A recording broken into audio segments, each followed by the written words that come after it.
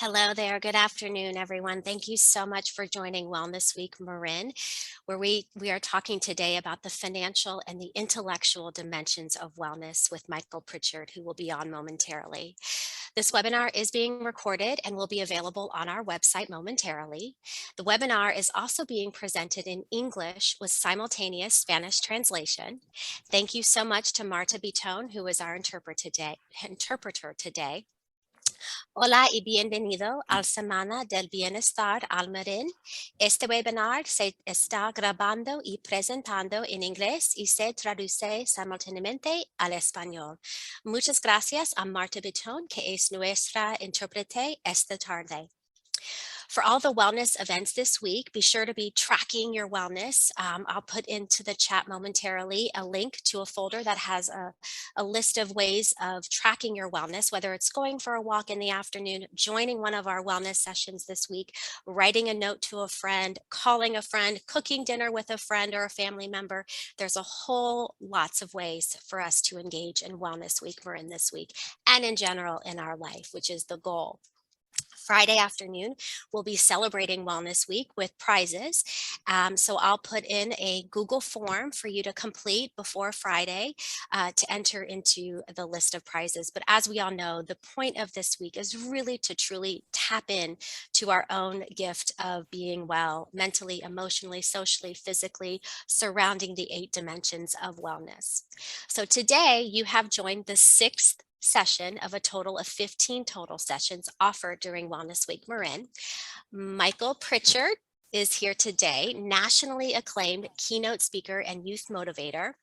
He will now speak to joy and laughter and how we can bring that into our daily lives surrounding financial and intellectual wellness. So Michael, take it away. We're so excited to have you today. Thank you, Michelle. I am so grateful to be here. And welcome to all of you, because we want you to know that wellness is the most important part of our lives. It's the anchor for us setting sail in our futures. And I'm honored to be here on behalf of Marin County Office of Education and our partners in collaborating from the Health and Human Services and Kaiser. All of them are helping us try to guide ourselves to wellness, laughter, joy, and enjoying our lives. When I was a young kid, I had a huge, big family, and I grew up in a big family full of great big brothers. We had a brother nicknamed Nars, not a rocket scientist. And he was he was a happy and big guy who played football. And we used to tease him and say he thought that Cheerios were donut seeds. When you think about life, you think about growing up in a family, and that's what I did. I grew up in a laughing family. We were always at the dinner table, always laughing. And so now my life has taken me into laughter and to being a comedian, into performing in places all over the world, and into doing PBS series based on laughter and joy and helping patients and folks in hospice and folks with diseases and situations where wellness and primary wellness is about the medicine of laughter. There's a book out by a great writer by the name of Norman Cousins called The Healing Heart. And what he found out was that if he could watch old Marx Brothers movies and old Three Stooges episodes and things that he had from when he was a young person growing up and reading books that made him laugh, his heart and his heart wellness would get better. And it did, indeed. And it's called The Healing Heart by Norman Cousins. Why is that important? And I mean, I think when I think of my own life and the wellness that has helped me through laughter is when I'm around children, they always make me laugh. And there's a wealth to the worth of laughter, a wealth and intellectualism to what they've told us through years and years of why laughter is important. You don't stop laughing because you grow old because you stop laughing. You don't stop playing because you grow old because you stop playing. We did a whole PBS series on this called The Promise of Play out of Inca Productions in Mill Valley.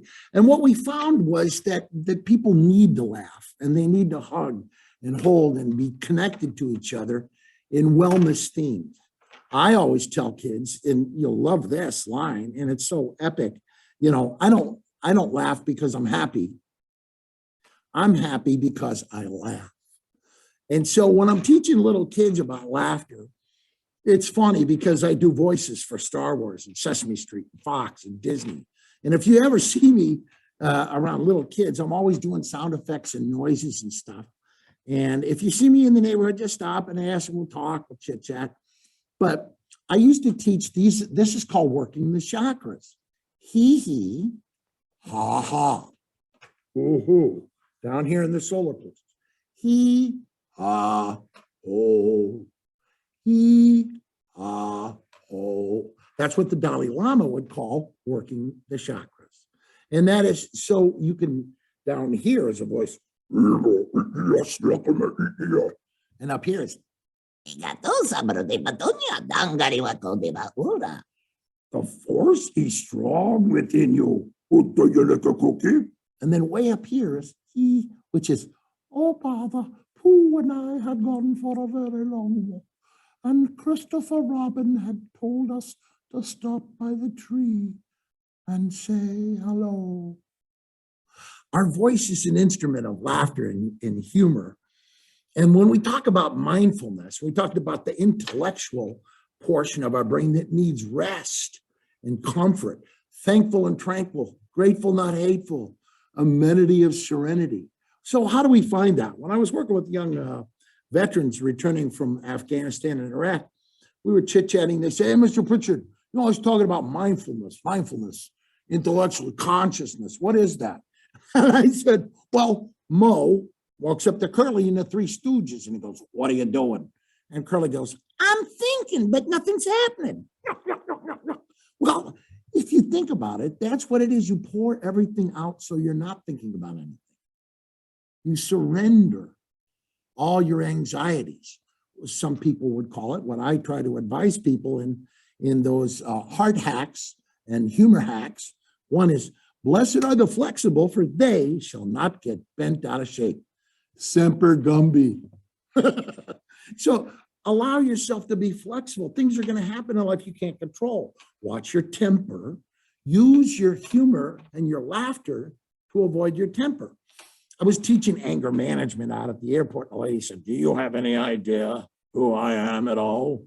And the man on the loudspeaker, who was a reservationist, said, folks, there's a man over here or a lady over here who doesn't know who she is. If any of you recognize her, please come over. I guess she's lost. Well, you get the point. When you can laugh at situations where there's aggression, microaggressions, hostility, bullying, teasing, sometimes people being threatening in fashion. Retreat a little bit, find your sense of balance and humor, allow yourself the intellectual wisdom. You know, there's a great line, even in sorrows and sadness, Aeschylus said, with every drop of pain on the human heart, wisdom grows.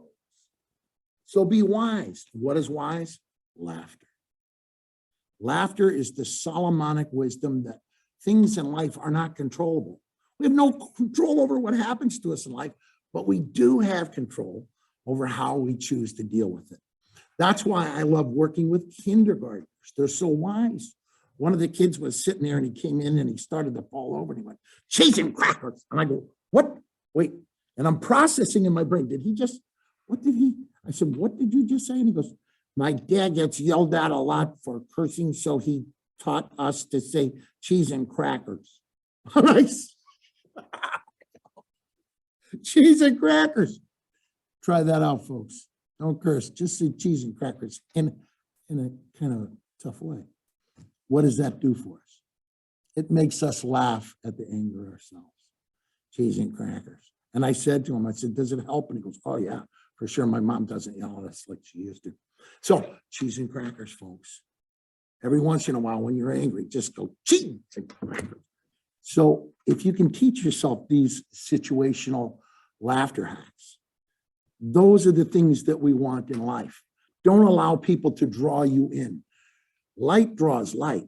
Dark draws dark. Anger draws anger. Jealousy draws jealousy. Envy draws envy.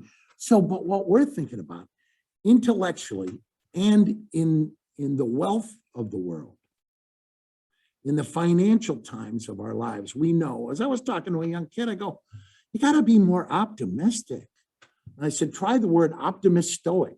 And he looks at me and he goes, oh, we're millennials. We live in a constant state of anticipation. I go, anticipation. I said, how do we build laughter and hope in anticipation? If you're constantly expecting that no good things can happen for you, how do we build that hope? How do we build that laughter? And so the process is accepting the fact that we can't control everything. But what we can control is our attitude. So having an attitude of gratitude in this latitude is powerful. It's important. And every day you wake up, if you have an attitude of gratitude and you're grateful that you get up in the morning, and wherever you are in the world, you have an opportunity to change the life of somebody else with your joy, with your medicine of laughter, with your encouragement. Cœur comes to mind there. It's a French word for heart. Encourage, give strength to the heart, not discourage, take strength away. Wellness is that is illness. If you're all alone, if you're isolated, during COVID, it's been hard on so many young people. They need wellness. We is wellness. All of us together, looking together and taking care of each other, looking out for each other, laughing, being positive, and looking for the things that make us laugh. I always tell silly little flippant jokes, you know. Do you know how to say cut the grass in French? Mow de lawn. Mow de lawn. So it's, of course it's flippant, of course it's silly. But when I remember sometimes the greatest laughters in my life, I'm watching the Pink Panther. And the Pink Panther is Inspector Clouseau, who walks in, and it's a simple joke, not complicated. He says to this man who runs the hotel, does your dog bite? And he goes, no. And he reaches down to pet this little chihuahua, and it snarls and bites him. And he goes, I thought you said your dog did not bite. And he goes, that's not my dog. Well, when you think about life, and this may seem old and corny to you, I'm in my 70s. Here's what I can tell you. The gift of laughter adds years to your life. I know. It's made my life all the happier. A miracle of life. Through surgeries, tragedies, hard times, through families, health issues and stuff, being a dad and a granddad. That joy of life, joie de vivre, which means joy of life, laughter. And it is coming into the time of a joyous celebration in the world. The light rises now. And that light is laughter, joy, connectivity, compassion. If you want to know what real wealth is, it's about a little kid teaching you the ultimate lesson of that. I had been talking about, finances and money. I tell kids all the time, hey, at the end of the chess game, the pawn and the queen and the king go back in the same box. Finances, so it's wisdom. So I told him about Ebenezer Scrooge when he was described by somebody as a person who was as solitary as an oyster in his pain. And I said, doesn't that make you angry when somebody's got everything and all that power and he's still unhappy and he's still kind of angry, still takes it out on others? And this little boy, wisely, smartly, filled with humor and light, says, Mr. Mike, don't get angry at them. Don't be mad at them and don't judge them. If you love them, you can create a rainbow pearl inside their heart in the oyster, and they can find themselves. In that intellectual wisdom, a little boy teaching me to laugh, and I said, you know what, Raimundo, I was wrong, and you were right. You were right. We shouldn't be angry at them. We should try not to judge them. We should try to help make sure they feel included. And he looks up at me, he's like third grade. He goes, just saying. The wisdom there is almost inescapable. A little boy in third grade, probably 8 or 9, can teach wisdom to the most wise financial executives and can teach the medicine of laughter to us. and the wellness to us by the heart. Great teacher named Helen Keller was asked, "Oh, it must be hard for you to be blind." She said, "Well, it would be if I had no vision." When you think of great speakers and leaders who are trying to teach us things in life, they asked Mahatma Gandhi, one of the greatest intellectuals of all time, a brilliant man of peace, of wisdom. They said, "What do you think of Western civilization?" And Mahatma Gandhi said, "Well, it sounds like a marvelous idea. I hope they try to achieve it someday." And that brought great laughter to everyone because it's the wisdom of laughter. It's the wisdom, the Solomonic wisdom of laughter that helps you understand life in the more full way. And you don't have to apologize for laughing. And never laugh at somebody. Laugh with somebody, giving them permission to laugh. Don't laugh at people because that weaponizes the great gift of the medicine of joy and laughter. Laugh with them at life and the things that happen. When you're with little kids, they teach you that. I mean, they always have taught me. I asked one of them one day, I go, how do we get everybody out of this anger? He says, don't let their bad day be your bad day or your bad day be their bad day. Don't play angry tag with people. Oh, wow. Angry tag. I go, wow. A little kid can teach you. I had one little kid, I said, she got mad at the whole school and she ran out of the little classroom and she was very angry and she says, "I'm not talking to anybody here." And I went, wow. I go, that little girl, she was really angry. And this little boy said, "That little girl has always been an emotional porcupine." And I said, what an amazing description for a little one to have. Her woundedness takes her. And that's why it's important, instead of thinking laughter for the intellectual folks to be brought into the joy of laughter, for the folks that need wellness in their lives, that need to be compensated in heartfelt ways and appreciative ways. Our teachers need us now. Our moms and dads and family members and friends need to be uplifted. So lift them and shift them and gift them with that laughter. Sometimes it's really cool. This is going to sound crazy, to just break out laughing, having fun, enjoying yourself. Even if the joke's not that great, give a belly laugh. There's a huge commercial on for the wellness from Kaiser of belly laughing. And every day, in every way that I'm around people, they will provide you, if you sit quietly sometimes and you don't even have to say anything, you can be on a park bench and take in the life movie. And it'll make you laugh. It'll bring you joy. It'll bring you serenity. It'll bring the comfort of the life of joy that we all should expect for ourselves. Filter out all the anger, filter out all the rage, and sometimes just laugh. Again, I don't laugh because I'm happy. I'm happy because I laugh. When we do that, we're at our best. And to know this, and especially know this, we all love you. We want the best for us and for our community unity, taking care of each other's hearts, encouraging each other's wisdom, to be there and helping others.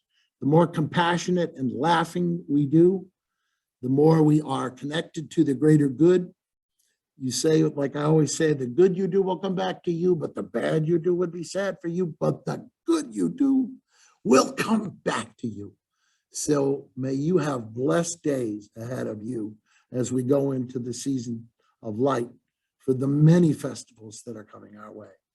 For no matter what religion, no matter what our belief system is, that we are connected as humans by the heart and the laughter that we can share together to bring joy to each other. Thanks very much. I've been Michael Pritchard, honored to be here. What a stunning way to end Tuesday of Wellness Week. Thank you so much, Michael. I love the we in wellness. It's Uh, such a tiny shift in understanding of that word. So thank you for bringing that, as well as all the other nuggets that you gave us today. We were in the community room here just laughing out loud. There's two other people joining on this session here today, and we were just laughing out loud. So that was truly wonderful. Thank you so much. And to all the attendees, we will start back up again tomorrow at 7:45 with Dr. Biddy Bose, who will lead us through a mindful moment around spirituality and emotional dimensions of wellness. So we can't wait to see you then. Thanks so much. Have a great rest of your day.